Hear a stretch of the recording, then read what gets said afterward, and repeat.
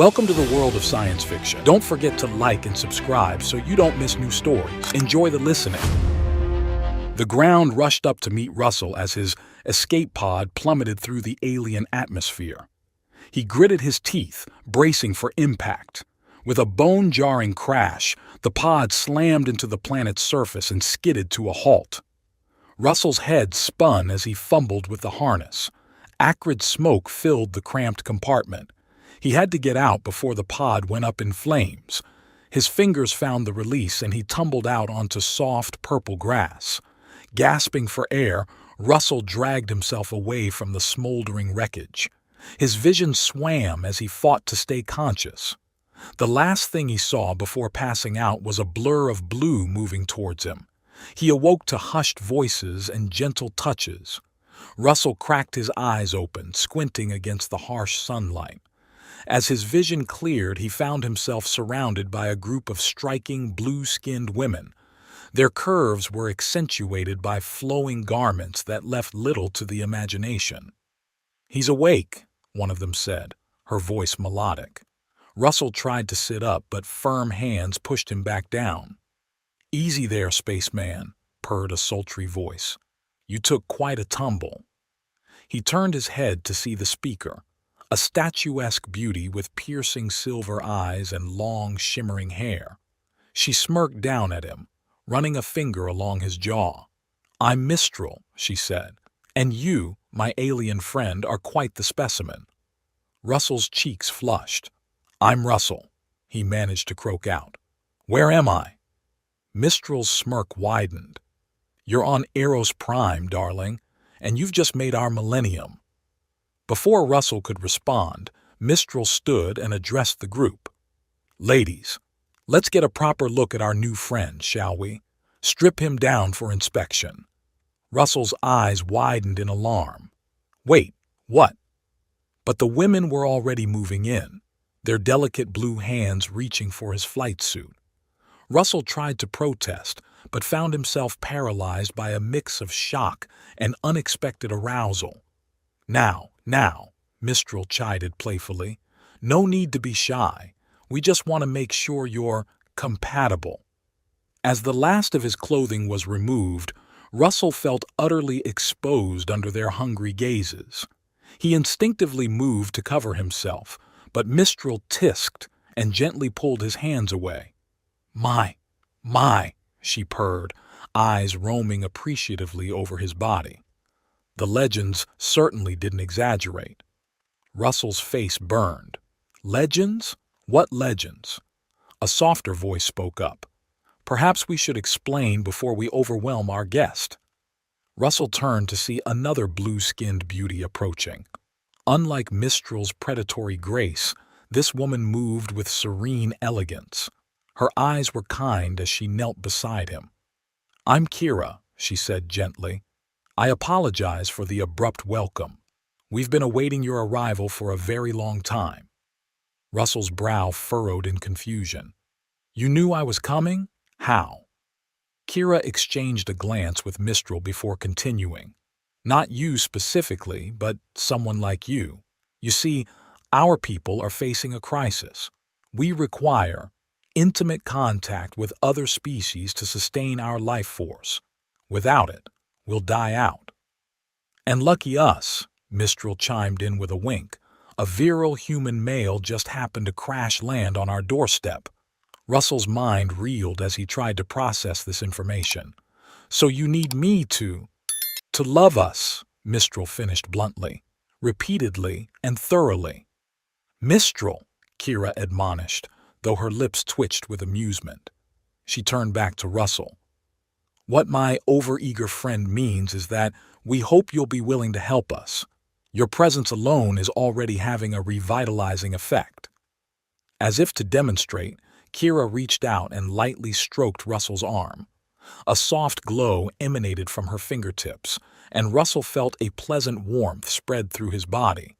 "Fascinating," murmured a new voice. Russell turned to see a third woman observing him intently. Her piercing gaze made him feel like a specimen under a microscope. "This is Nia," Kira introduced. "She's our resident scientist." Nia nodded curtly, still studying Russell with unnerving focus. Your physiological response to our touch is most intriguing. I look forward to running more thorough tests. Russell gulped, unsure whether to be terrified or aroused. Probably both. Mistral clapped her hands, breaking the tension. All right, ladies, let's not overwhelm our guest just yet. We should get him back to the village and properly settled in. As the women helped Russell to his feet, he finally found his voice again. Hold on, he said. Don't I get a say in all this? Mistral raised an eyebrow. Are you saying you're not interested in being worshipped by a village full of beautiful, sexually liberated alien women? Put that way, Russell had to admit it didn't sound like such a bad deal. Still, he hesitated. It's not that I'm not flattered, but this is all happening so fast. I'm not sure I'm comfortable just jumping into whatever this is. Kira placed a comforting hand on his arm. We understand this must be overwhelming for you. We don't intend to force you into anything. Perhaps if you came back to our village, we could explain things more fully. Then you can make an informed decision. Russell considered for a moment, then nodded. All right, I suppose that's fair. As they began the trek to the village, Russell couldn't help but notice the way the women's hips swayed hypnotically as they walked. He tried to avert his gaze, but found his eyes continually drawn back to their alluring forms. Mistral caught him staring and winked. Like what you see, spaceman. Russell blushed and stammered, that is... She laughed, a rich, melodious sound. No need to be coy. Appreciation of beauty is central to our culture. In fact, it's considered quite rude not to stare. Really? Russell asked skeptically. Oh yes, Kira confirmed. Physical pleasure and admiration are the foundations of our society. As if to demonstrate, she casually caressed Mistral's arm as she passed. Mistral's eyes fluttered closed for a moment, a soft sigh escaping her lips. Russell watched the casual intimacy with fascination. So you're all involved with each other? Nia spoke up, her tone clinical. Sexual and sensual interactions are as natural and necessary to us as eating or breathing. We don't limit ourselves to monogamous pairings as many human cultures do. I see, Russell said, though in truth he was having trouble wrapping his head around it all. As they crested a hill, the village came into view. Russell's jaw dropped at the sight. Nestled in a lush valley were dozens of ornate structures that seemed to be made of living crystal. The buildings pulsed with soft, multicolored light. Welcome to Pleasure's Haven, Mistral announced proudly. As they entered the village proper, Russell was struck by the open sensuality on display. Everywhere he looked, blue-skinned beauties were engaged in casual touches, kisses, and more intimate acts. No one seemed to pay any mind to their public displays of affection. Russell felt his face grow hot as he tried not to stare. Despite his embarrassment, he couldn't deny the stirring of arousal. Kira noticed his discomfort and placed a reassuring hand on his shoulder. I know this must seem shocking to you, but try to keep an open mind. Our ways may be different from yours, but they bring us great joy and fulfillment. Russell nodded, making a conscious effort to relax. I'll try. It's just a lot to take in. Oh, I'm sure you'll be doing plenty of taking in soon enough, Mistral quipped with a salacious grin. Before Russell could formulate a response, they arrived at a large crystalline structure in the center of the village.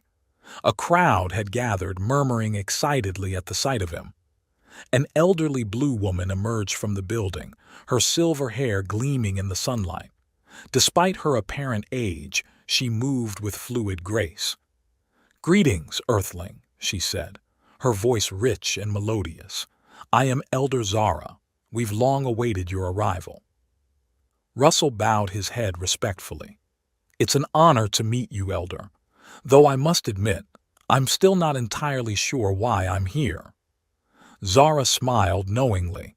All will be explained in time. For now, please join us inside so we may properly welcome you to our world."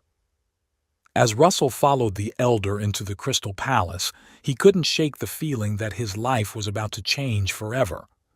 Whether that change would be for better or worse remained to be seen. The interior of the crystal structure was even more breathtaking than the outside. Soft, pulsing lights danced along the walls, creating an otherworldly ambience. The air was thick with sweet, intoxicating scents that made Russell's head swim. Elder Zara led them to a circular chamber at the heart of the building. Plush cushions and silken fabrics were strewn about, creating an atmosphere of decadent luxury.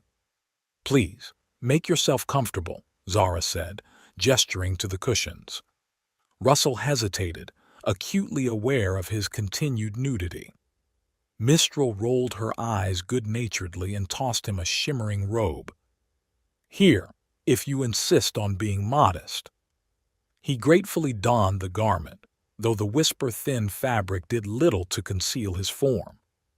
As he settled onto the cushions, the blue women arranged themselves around him in a semicircle.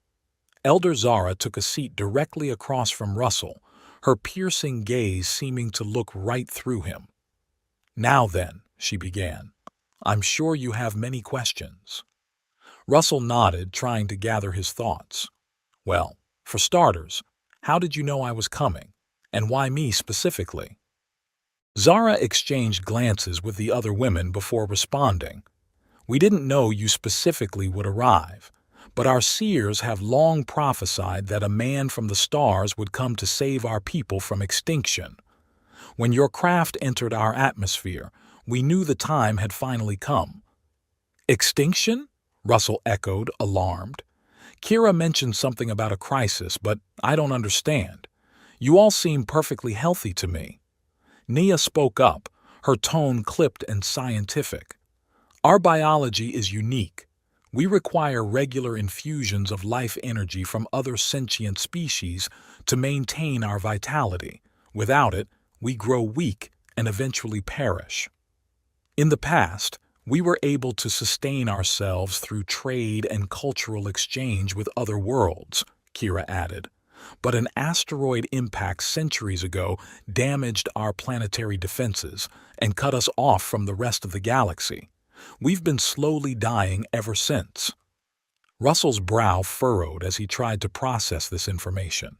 "So, you need my life energy? How exactly does that work?" Mistral grinned wickedly. "Oh, I think you know exactly how it works, darling. Your species may be primitive in many ways, but you've certainly perfected the art of pleasure." Russell felt his face grow hot. "You can't possibly mean—" "Mating," Nia stated bluntly.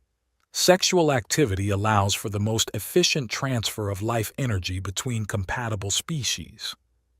Which is why we were so thrilled when you crash-landed here," Mistral purred, running a finger along Russell's arm. "Humans are legendary for their sexual appetite. You're the answer to all our prayers." Russell's mind reeled. This had to be some kind of bizarre dream. Any moment now he'd wake up back on his ship, laughing at his overactive imagination. But the warmth of Mistral's touch and the intensity of the women's gazes told him this was all too real. He cleared his throat, trying to think rationally despite the fog of arousal clouding his mind. "Even if I wanted to help," he said carefully, "I'm just one man. How could I possibly save an entire species?" Elder Zara leaned forward, her eyes gleaming. "Your very presence is already having an effect. Can you not feel the energy in the air? With regular interactions, you could revitalize our entire population. And in time, we hope to use your genetic material to create a new generation of hybrids who won't be dependent on outside energy sources." Russell's eyes widened. "Whoa, hold on. Genetic material? You want me to father an entire race of alien hybrids?" "Eventually," Nia confirmed. "But first, we must conduct extensive tests to ensure compatibility, starting with a thorough physical examination.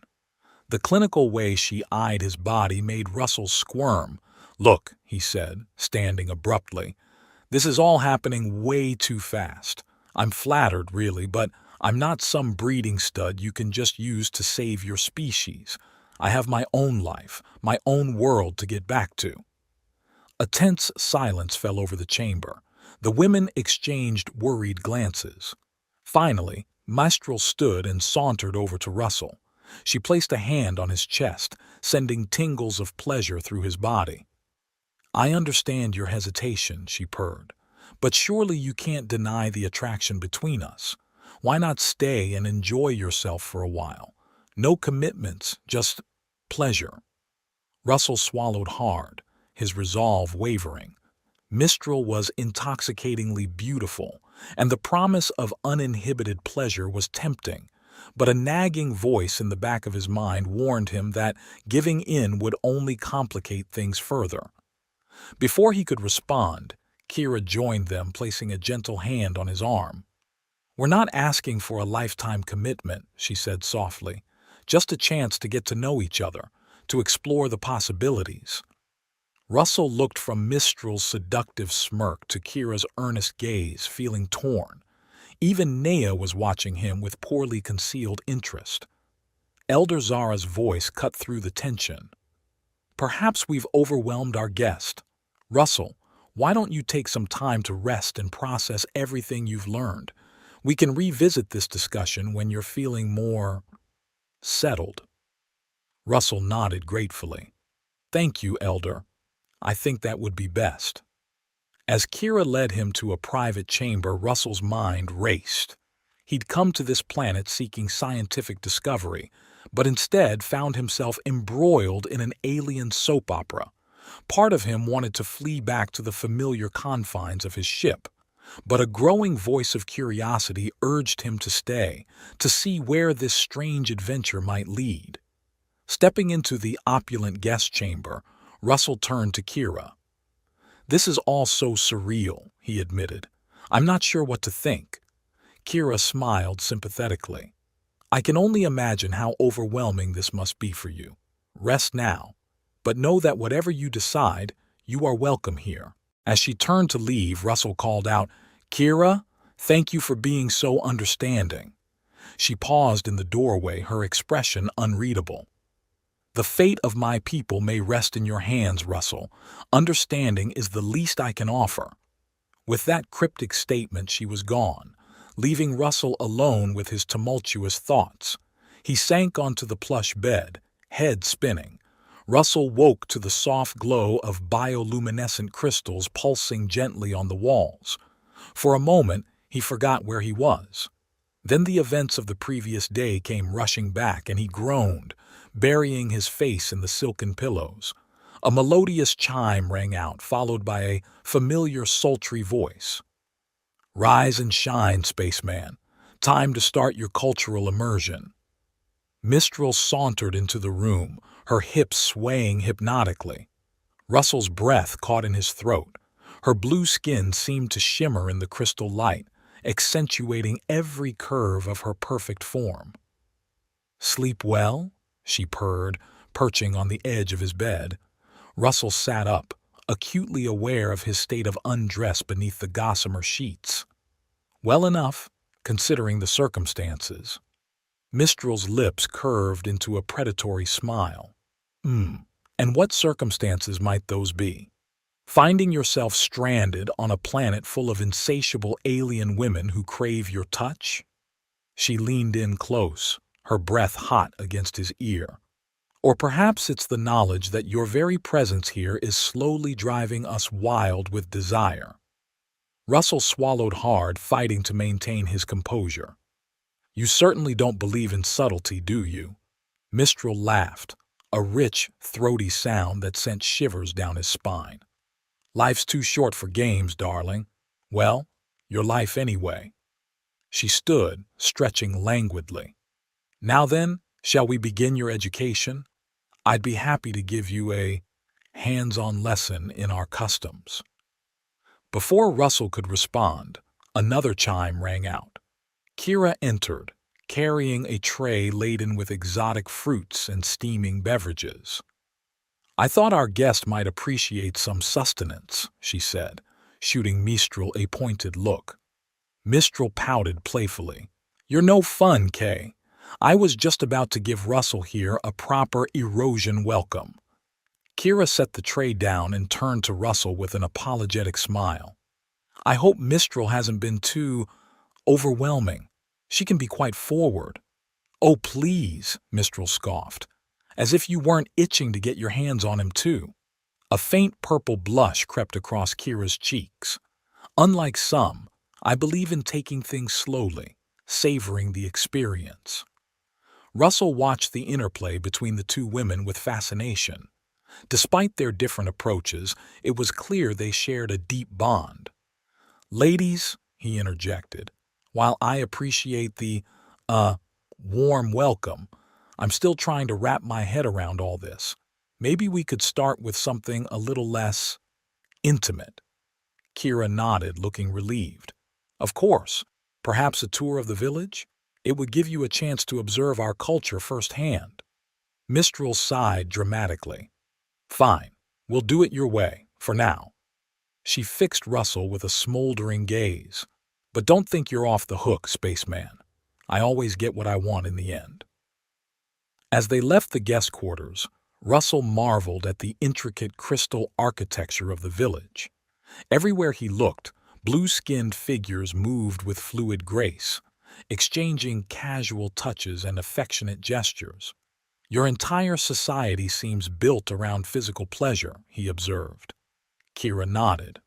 "Sensual enjoyment is central to our culture. We believe that by fully embracing our desires, we achieve a higher state of being." "But surely there's more to life than just mating," Russell pressed. Mistral snorted. "Says the repressed human. Trust me, darling, once you've experienced true erosion pleasure, you'll wonder how you ever lived without it." As they walked, Russell noticed many of the villagers eyeing him with unconcealed interest. Some even reached out to brush against him as they passed, sending jolts of electricity through his body. "Is this normal?" he asked, flustered. "All the touching?" Kira smiled. "Physical contact is how we communicate, share energy, and express ourselves. It's as natural to us as speaking is to you." They arrived at a large open-air pavilion where dozens of erosions were engaged in what appeared to be a combination of dance and foreplay. Bodies writhed and undulated in perfect synchronicity, creating living works of art. Russell stared, mesmerized. "It's beautiful," he murmured. Mistral pressed against him, her breath hot on his neck. "Care to join in? I'd be happy to show you the moves." Before Russell could respond, a familiar clinical voice cut through the atmosphere. "Ah, there you are. I've been looking for you." Naya approached, her piercing gaze fixed on Russell. "I was hoping we might begin our examinations today. There's so much to learn about human physiology." Russell shifted uncomfortably. "Examinations? What exactly did you have in mind?" Nia's eyes gleamed with scientific fervor. "Oh, nothing too invasive. To start, anyway, I simply want to observe your responses to various stimuli, your heart rate, perspiration levels, pupil dilation." "And let me guess," Russell said dryly, "these stimuli involve intimate contact with your people?" "Naturally," Nia replied, unperturbed. "It's the most efficient way to gather data on your compatibility with our species." Russell ran a hand through his hair, feeling overwhelmed. "Look, I understand you're all very interested in me, but I'm not some lab rat to be experimented on. I have feelings, needs, and boundaries of my own." Kira placed a comforting hand on his arm. "Of course you do. We would never force you into anything you're uncomfortable with." Mistral rolled her eyes. "Oh, please, as if he's not dying to get his hands on us. You can practically smell the pheromones rolling off him." Russell flushed, knowing she wasn't entirely wrong. Despite his reservations, he couldn't deny the powerful attraction he felt towards these alien beauties. Naya cleared her throat. Perhaps we could start with something less intimate. I'd be interested in learning more about Earth culture, an exchange of knowledge, if you will. Russell latched onto the idea gratefully. That sounds perfect. I'd love to learn more about your world, too. As they made their way to Nia's laboratory, Russell's mind raced. He'd come here seeking scientific discovery, but he never imagined he'd become the subject of study himself.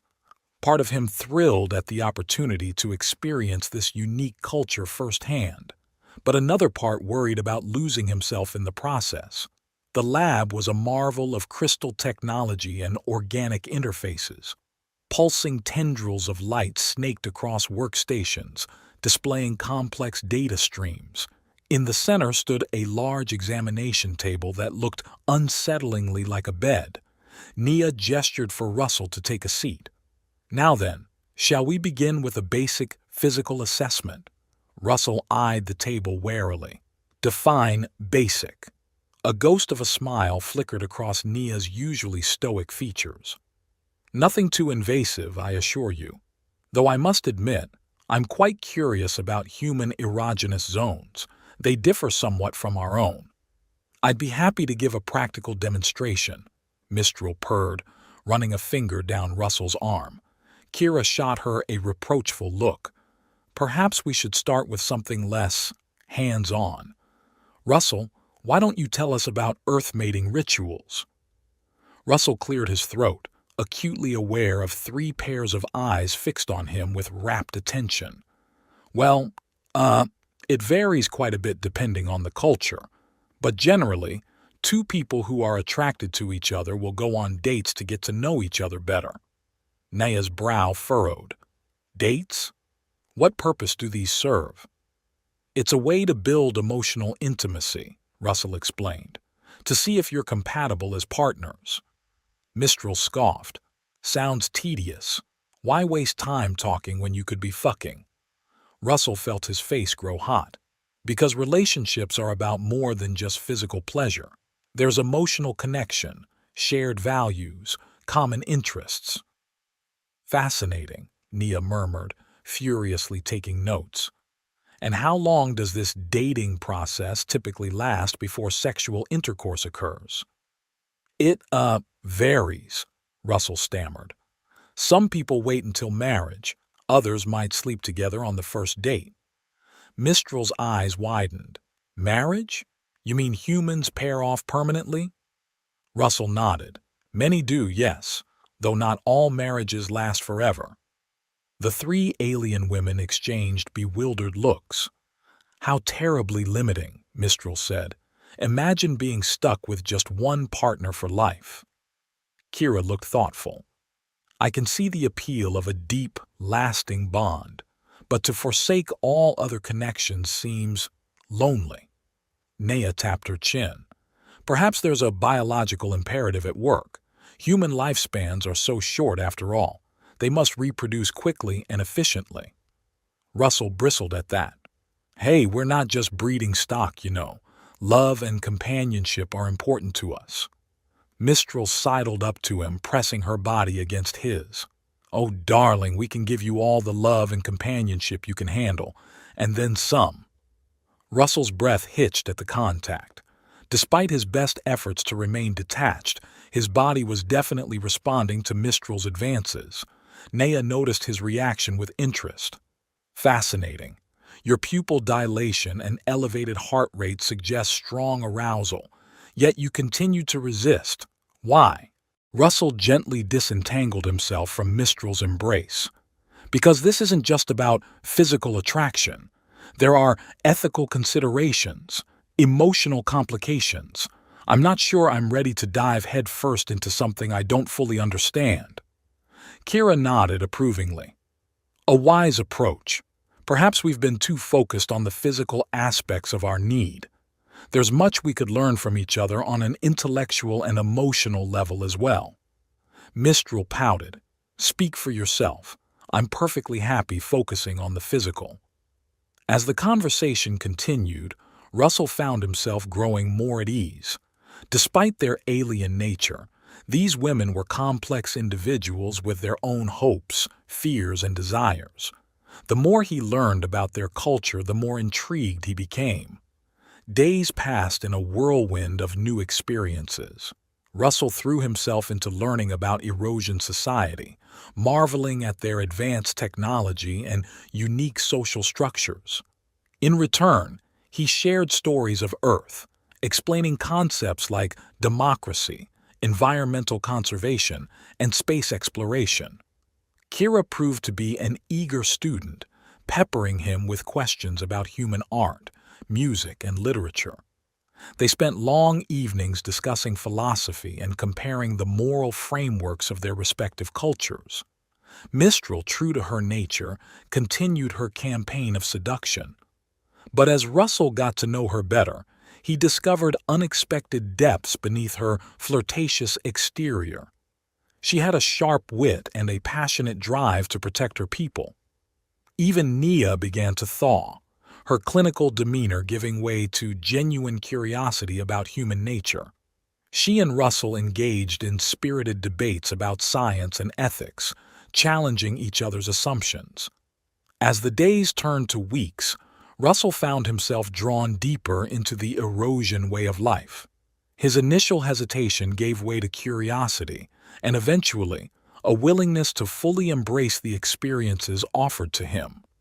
One sultry evening, Mistral finally wore down his resistance.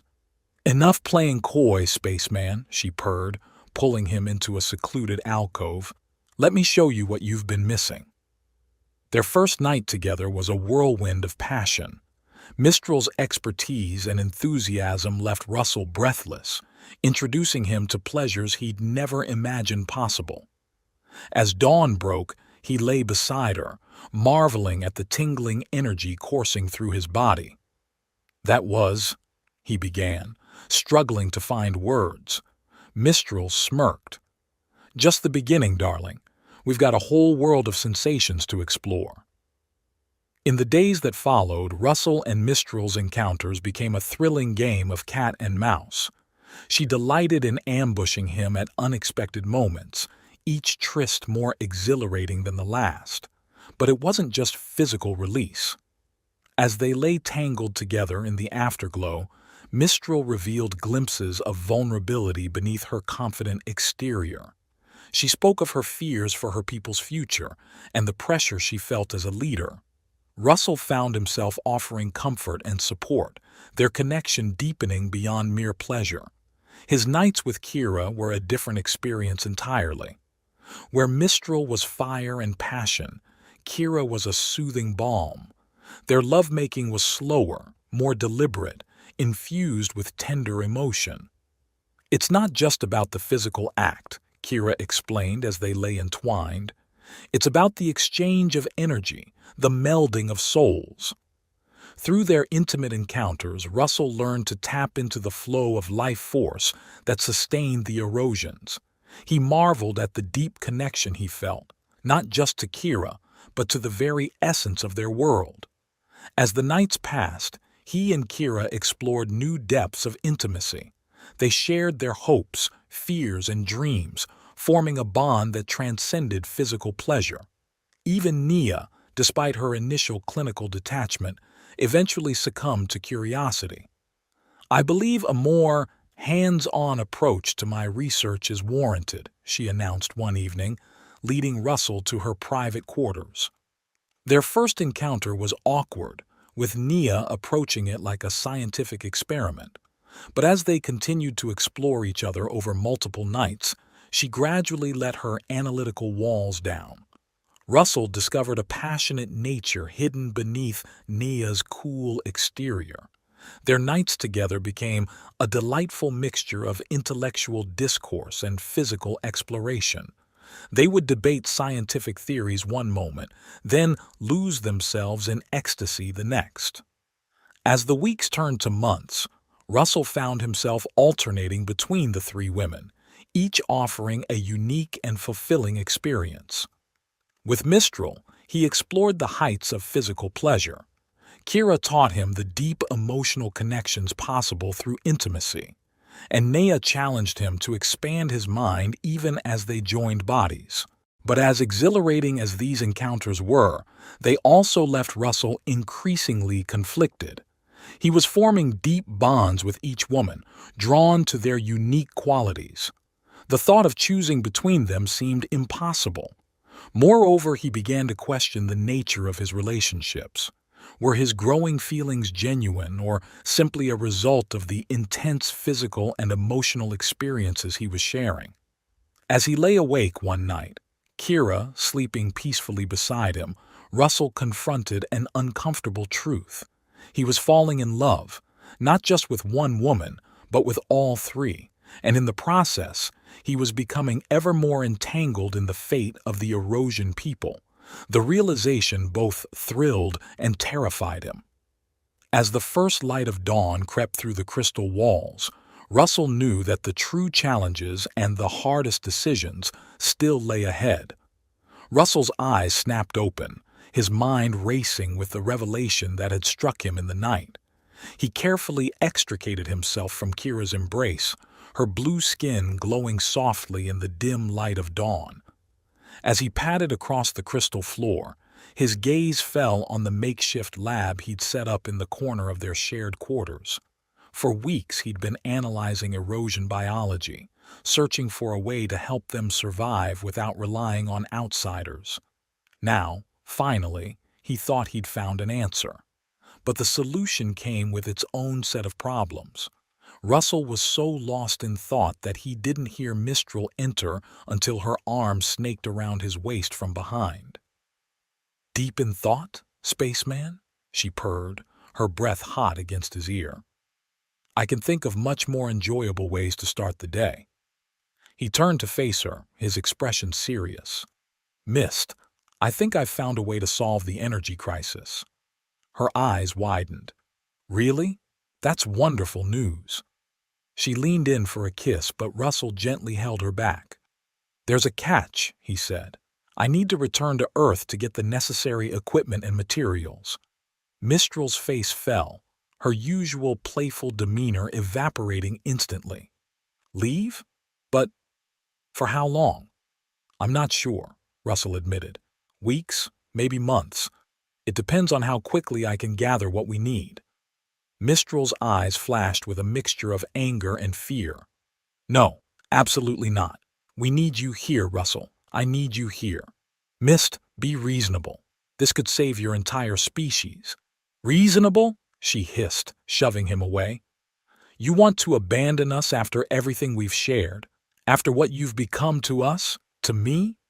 The commotion had roused Kira, who approached cautiously. "What's going on?" Russell quickly explained his discovery and the need to return to Earth. Kira's reaction couldn't have been more different from Mistral's. "Oh, Russell, that's incredible!" she exclaimed, her eyes shining with hope. "Of course you must go. We've waited centuries for a solution. We can manage a few more months." Mistral rounded on her. "How can you say that? He'll leave and never come back. They always leave." "That's not true," Russell protested. "I promise I'll return." "Promises mean nothing," Mistral spat. "You have no idea what it's been like for us, watching our people slowly die out, waiting for a savior who never comes." The door burst open, revealing Nea. "I heard shouting. What's happened?" As Russell once again explained the situation, Nea's usually stoic expression gave way to excitement. "Fascinating. The genetic modifications you're proposing could revolutionize our entire biology." She turned to Russell, her eyes gleaming. "I should accompany you to Earth. As the tribe's lead scientist, I'm best equipped to assist with the necessary preparations." "What?" Mistral's voice rose an octave. "Now you want to leave too?" Kira placed a calming hand on Mistral's arm. "Think about it, Mist. If Nea goes with Russell, we have insurance, a guarantee that he'll return." Mistral shrugged off Kira's touch. "Or maybe they'll both decide they prefer Earth and abandon us entirely." "That won't happen," Russell said firmly. "I care too deeply for all of you to just walk away." An uncomfortable silence fell over the room as the weight of his words sank in. Russell had been careful not to play favorites, but now he'd essentially admitted to having feelings for all three women. Kira was the first to speak. "Russell, are you saying what I think you're saying?" He ran a hand through his hair, frustrated. "I don't know what I'm saying anymore. This whole situation is impossible. I care for each of you in different ways. The thought of leaving any of you behind tears me apart." Mistral's anger seemed to deflate, replaced by vulnerability. "Then don't go. Stay here with us. We can find another way." "There is no other way," Nia interjected. "Russell's plan is our best hope for long-term survival." Kira nodded. "Nia's right. As much as it pains me to say it, Russell has to go." Mistral looked from face to face, realizing she was outnumbered. "Fine," she said, her voice barely above a whisper. "Go save us all, hero. Just don't expect me to be waiting with open arms when you return." She stormed out, leaving a heavy silence in her wake. Russell moved to follow her, but Kira held him back. "Give her time. This isn't easy for any of us." The next few days passed in a blur of preparations. Russell and Nia worked tirelessly to gather the data and samples they'd need for their mission to Earth. Kira assisted where she could, her unwavering support a balm to Russell's conflicted heart. Mistral remained distant, avoiding Russell entirely. He caught glimpses of her watching him from afar, her expression unreadable. On the eve of their departure, Elder Zara called a gathering of the entire tribe. As Russell stood before the sea of blue faces, he was struck by how much this alien world had come to feel like home. "My people," Zara began, her voice ringing out across the crystal pavilion. "For generations we have lived under the shadow of extinction. But now, thanks to the bravery and ingenuity of our human friend, hope has returned to Eros Prime." A cheer went up from the crowd. Russell felt his cheeks burn, uncomfortable with the adulation. "Russell and Nia will journey to Earth to procure the means of our salvation," Zara continued. "It is a perilous mission, fraught with uncertainty, but we must have faith in their return." As the elder spoke, Russell's gaze sought out familiar faces in the crowd. Kira stood tall and proud, her eyes shining with unshed tears. And there, in the back, half hidden in shadow, was Mistral. Their eyes met across the distance, and in that moment, Russell saw past her anger to the fear and vulnerability beneath. His heart ached with the need to comfort her, to promise her he'd return. But he knew any such assurances would ring hollow until he actually came back. The next morning dawned clear and bright. As Russell and Nia made final preparations at the landing site, Kira arrived to see them off. "I wish I could go with you," she said, her voice thick with emotion. Russell pulled her into a tight embrace. "I know, but your people need you here, and I need someone I trust to keep an eye on things while I'm gone." Kira nodded against his chest. "I understand. Just come back to us, Russell, to me." As they broke apart, Russell noticed a flash of blue in his peripheral vision. Mistral stood at the edge of the clearing, her posture stiff and guarded. "Mist," he called out. "I was afraid you wouldn't come." She approached slowly, her eyes never leaving his face. "I couldn't let you leave without saying goodbye." Before Russell could respond, Mistral closed the distance between them and kissed him fiercely. It was a kiss full of passion, fear, and unspoken emotion. When they finally parted, both breathless, Mistral's eyes were bright with unshed tears. "You'd better come back, spaceman, or I'll hunt you down across the galaxy myself." Russell managed a weak smile. "I wouldn't have it any other way."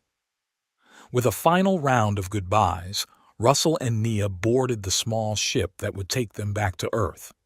As the engines roared to life, Russell took one last look at the world that had changed him so profoundly.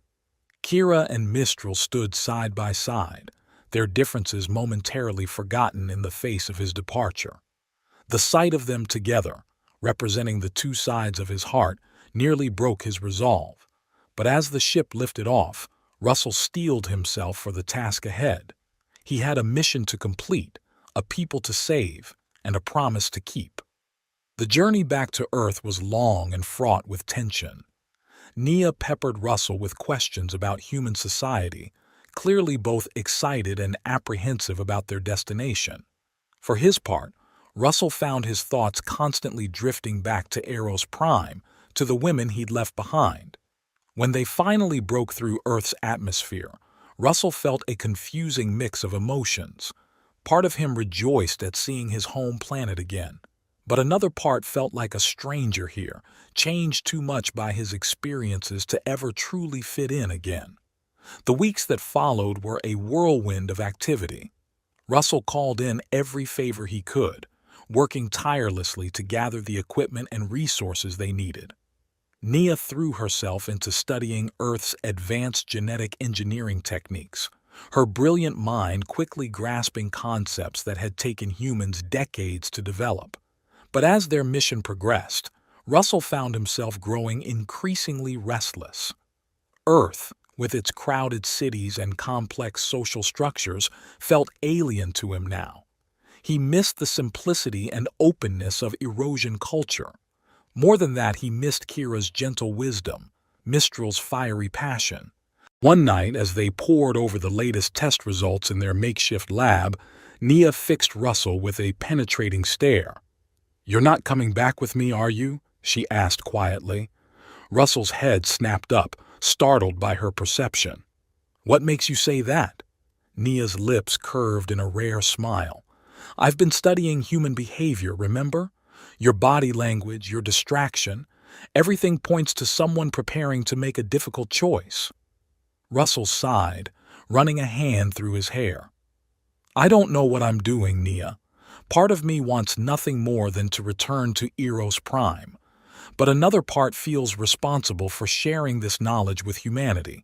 The potential benefits to both our species are enormous." Nia nodded thoughtfully. "A compelling dilemma. But tell me, Russell, where does your heart truly lie?" The question hit him like a physical blow. In that moment, Russell realized he'd known the answer all along. "With you," he said softly. "All of you. Kira, Mistral, you, and the entire Erosion people. You've become my family, my home." Nia's eyes shimmered with an emotion Russell had never seen in her before. "Then I believe you have your answer." The next few days passed in a frenzy of activity as they finalized their preparations. Russell arranged for ongoing cooperation between Earth and Eros Prime, ensuring that the flow of knowledge and resources would continue in his absence. As they made final checks on their ship, a thought struck Russell. "Nia, are you sure you want to go back? You've learned so much here. You could stay, continue your research." Nia fixed him with a look that was both amused and exasperated. "My place is with my people, Russell. Besides, someone needs to keep you in line." The return journey seemed to take both an eternity and no time at all. As they approached Eros Prime, Russell's stomach churned with a mixture of excitement and apprehension. What if too much had changed in his absence? What if Mistral's anger hadn't faded? What if Kira had moved on? But as their ship touched down on familiar crystal soil, all of Russell's doubts evaporated. There, waiting at the landing site, were Kira and Mistral, and behind them the entire tribe had gathered to welcome their heroes home. Russell barely had time to exit the ship before he was engulfed in a tangle of blue limbs.